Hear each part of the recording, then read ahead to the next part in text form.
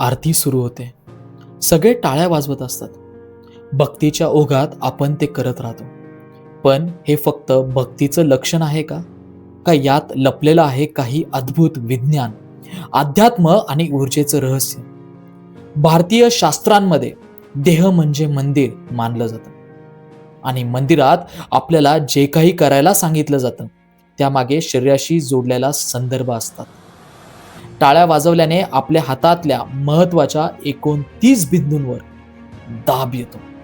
हे बिंदू आपल्या डोळ्यांपासून ते हृदय, यकृत, किडनी, मेंदू सर्व अवयवांशी निगडीत असतात. जसं शरीरावर ॲक्युप्रेशर करतं तसंच काम टाळ्या करतं. उदाहरण नीट ऐका. दररोज 5 मिनिटं टाळ्या वाजवणाऱ्या लोकांचं पचन अधिक चांगलं असतं. मेंदू अधिक सक्रिय असतो असं अनेक वैद्यकीय अभ्यासातून दिसून आले.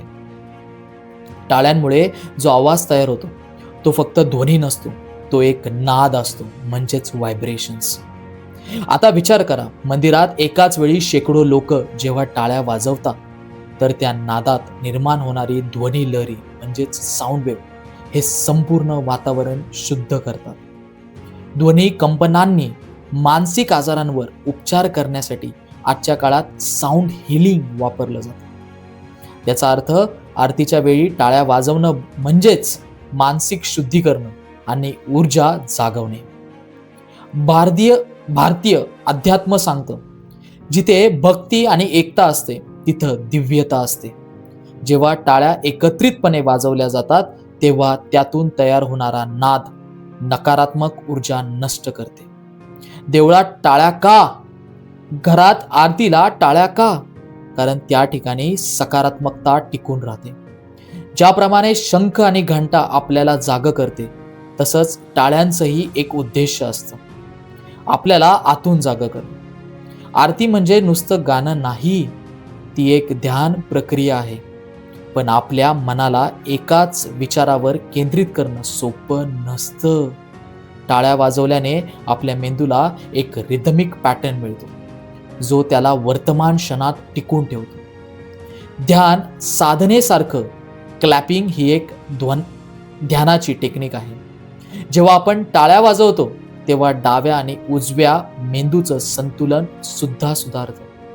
खूप जण म्हणतात हे सगळं तर फक्त जुन्या परंपरा आहेत, पण सत्य हे आहे की भारतीय संस्कृतीतील अनेक कृती विज्ञानावर आधारित आहेत. जसं सूर्यनमस्कारामध्ये शरीराच्या सर्व स्नायूंवर परिणाम होतो तसंच टाळ्यांमध्येही एक सायकोफिजिकल रेस्पॉन्स निर्माण होतो.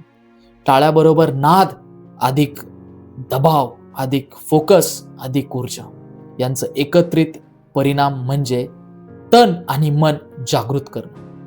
भारतीय तत्वज्ञानात एक संकल्पना आहे, नाद ब्रह्मा. म्हणजे नाद म्हणजेच ब्रह्मा म्हणजेच परमेश्वर.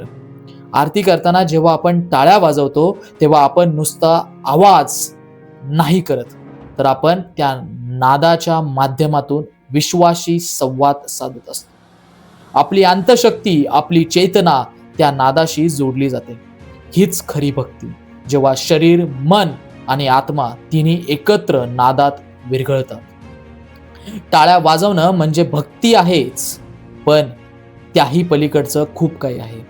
ही एक ऊर्जा प्रक्रियेची सुरुवात आहे, आध्यात्मिक जागृतीची पहिली पायरी आहे आणि विज्ञानाच्या नजरेतून पहिलं तर आरोग्य टिकवण्याचं एक सहज उपाय आहे. पुढच्या वेळी आरतीला उभे असाल आणि टाळ्या वाजवत असाल तर हे लक्षात ठेवा, तुम्ही फक्त आवाज करत नाहीये, तुम्ही तुमच्या आत्म्याला जाग करताय. आणि असंच काहीतरी अर्धसत्य पाहायचं असेल तर उद्याचा अध्याय नक्की पहा. अर्धसत्याचा प्रस्तुत बाय आपला क्लास. आणि एकदम स्मार्ट पद्धतीने न विसरण्यासारखा अभ्यास करायचा असेल तर मी संपूर्ण महाराष्ट्रातील 10वीच्या विद्यार्थ्यांसाठी रात्री 9 वाजता लाईव्ह येतो आणि त्याचप्रमाणे 12वीच्या विद्यार्थ्यांसाठी रात्री 10 वाजता येतो.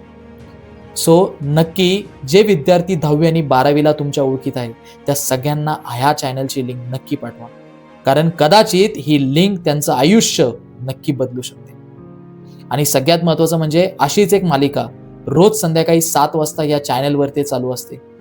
त्या मालिकेचं नाव आहे पुस्तकाच्या पलीकडे, ज्या मालिकेमध्ये विज्ञान आणि गणित या विषयांवरती वेगळाच प्रकारे जोर दिला आहे. नक्की ह्या विज्ञानामधले संशोधन आणि गणितामधले तज्ज्ञ या सगळ्या गोष्टींचा शोध कसा लागला यावरती ही मालिका बनली. सो तुमच्या घरातल्या विद्यार्थ्यांना आणि तुमच्या मित्रांना किंवा तुमच्या मित्रांच्या मुलांना, मैत्रिणींच्या मुलांना नक्की पाठवा. कारण विद्यार्थ्याला नक्की कळलं पाहिजे की विज्ञान नक्की काय असतं आणि गणित नक्की कसं जन्मलं. ह्या मागचा जर अर्थ त्याला कळत नसेल तर काय फायदा त्या शिकण्याचा. तर लवकरच लिंक सगळ्यांना पाठवून द्या आणि भेटूया उद्याच्या नवीन अर्धसत्तेच्या अध्यायात.